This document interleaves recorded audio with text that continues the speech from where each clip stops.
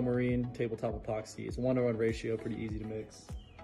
Use this old screw bucket here to get the right measurement since I'm not using all the epoxy for this particular slab. Pour this in here. And then same thing with the hardener.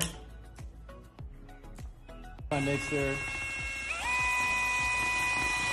All right, once you have it all mixed, go ahead and pour it on the top.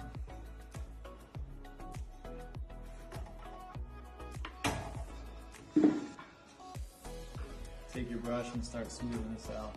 Make sure you also get the edges of your bar or your slab. Just brush this on. All this is gonna self-level also. And then I like using this torch to get all these bubbles. So you just come here.